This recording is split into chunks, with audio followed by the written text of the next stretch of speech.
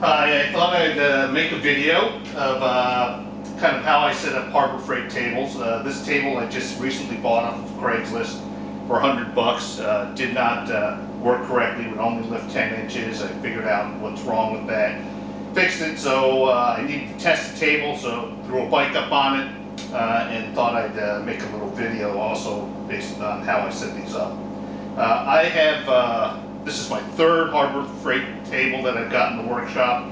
I've got 3 handy tables.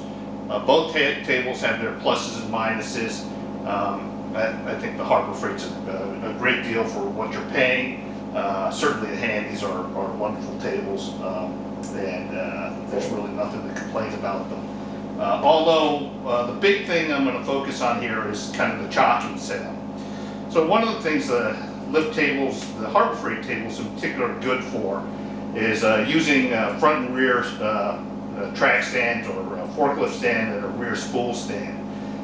And what this does is it enables you to get both wheels off the ground, so you can do front and rear tire swaps. You can do a number of maintenance things that with a front wheel clamp that you typically find in a handy style table you can't do. So I've got the lift stands on here. I use, and this is one of the critical things, I figured out that these Condor chocks or Condor style chocks, there's now an eBay clone that is a lot less expensive and works equally as well. But these chocks enable you to have a narrow enough chock so that when you've got the bike in it, you can actually put a forklift stand to the sides and you can lift the front end. And then because they are pinned, and I've got to get a little clearer to the pin, you can remove the pins, remove the front piece, and you can get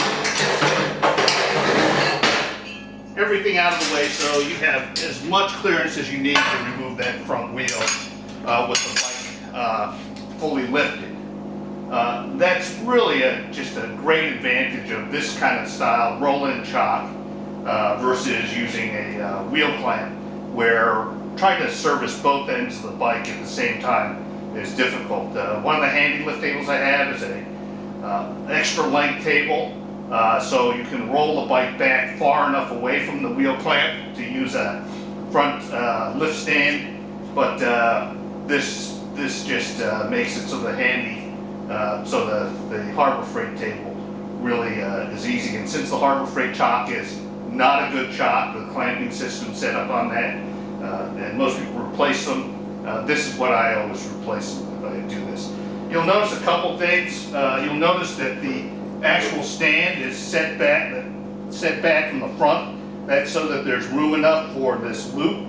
And generally what I'll do is I'll actually strap this loop down so there's no way that the stand can fall off the actual lift table. And that just makes it so that you really don't have any worries about that sort of incidence. One of the other ways to do this is I use I also have an ABA stand, and I've made this basically wider. So all it is a couple sheets of plywood that are width of the grips, and that fits like that. And then the ABA stand basically will go and it will sit. The table's a little narrow for using it, so this just gives you an extra width.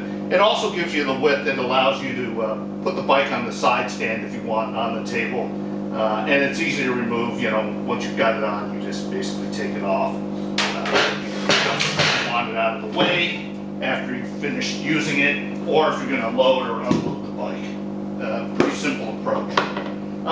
So that is, you know, how you set these up. I'll stop the video now and just restart it and kind of show you what it looks like without the bike on it. So the other thing I wanted to point out about this table, and in particular using this style chock in the table, is it provides a really good opportunity in terms of the table to be stored in a smaller space. So for most people the question is where to have something this big hanging out in the workshop. where you just put anything over it. Some people use them as tables. But what you can do obviously here is you just pull off all that and you're left with this plate. And I measured basically the height of the lift with just the plate, none of the rocker or the front wheel stop on it, and it measured 8.5 inches.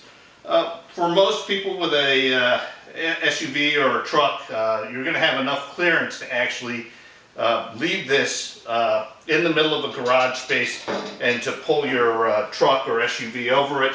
Most cars probably won't have 8.5 inches under them, but they may, and obviously if you really wanted to cheat, you could probably put some 2x10s to the sides and try to park on those, and that would give you more clearance underneath the vehicle. But I hope you found this video of interest and helpful, and take care. Enjoy your